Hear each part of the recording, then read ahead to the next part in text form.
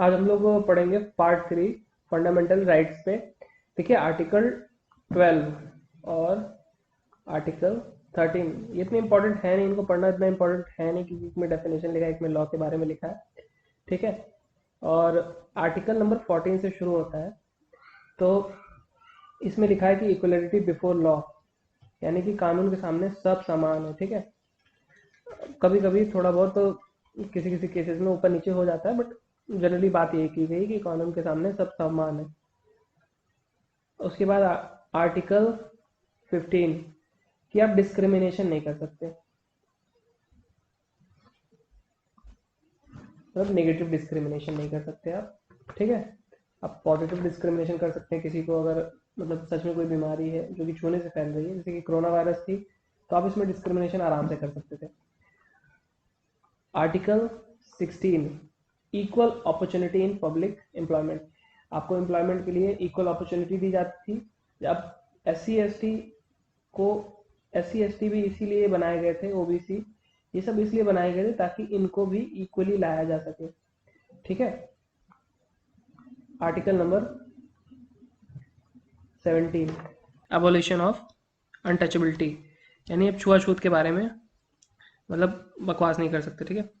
कि कोई नीच जात का उसको छूना ये वो वगैरह नहीं कर सकते। Article number 18 abolition of title,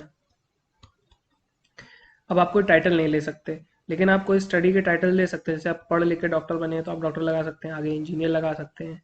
ठीक है। वो सब आप लगा सकते हैं, बट आप डिग्री लगा सकते हैं, लेकिन आप कोई बाहर से देश का, किसी देश का टाइटल दिया हो, किसी देश ने आपको महाराज बोल दिया हो, तो आप वो टाइटल यहाँ लेके घूमे, वो नहीं हो सकता। ठीक है। Article number 19 protection of freedom of speech. इसमें देखिए प्रेस फ्रीडम सीधे सीधे आ जाता है। प्रेस फ्रीडम जो कि 19(1) में जनरली आता है, freedom of speech and expression. Article number 21 protection of life protection of life and personal liabilities.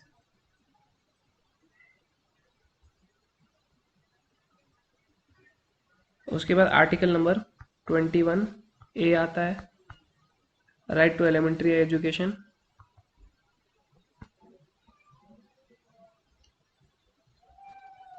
Elementary education होता है 6 साल से छोटे बच्चे का, यानी मतलब जब से पैदा हुआ तब से लेकर 6 साल तक उसका एलिमेंट्री एजुकेशन होना चाहिए, ये राइट है।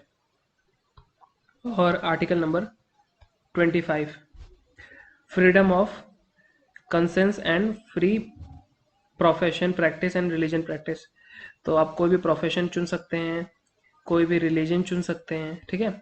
ये आपके ऊपर है, कुछ भी प्रैक्टिस कर सकते हैं। और अब आता है article number 30।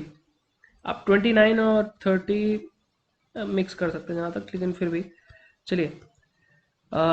Right of minority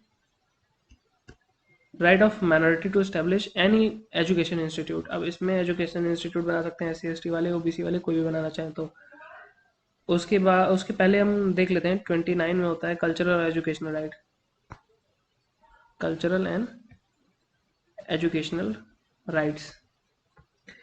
और 31C भी, जैसे saving of law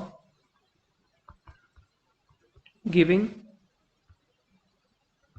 effects to directive principle, ये सब इतने इंपॉर्टेंट नहीं है। उसके बाद 32 ही इंपॉर्टेंट आता है, जिसमें आप रेमेडीज यूज करते हैं, रेमेडीज इम्पोज करते हैं ताकि आपके फंडामेंटल राइट को इन्फोर्स किया जाए, कि कोई उसको मतलब उसका वायलेशन ना करे। ठीक। ये आपको गारंटी देता है कि आपके फंडामेंटल राइट्स वायलेट नहीं होंगे, अगर होंगे तो उस पर एक्शन लिया जाएगा।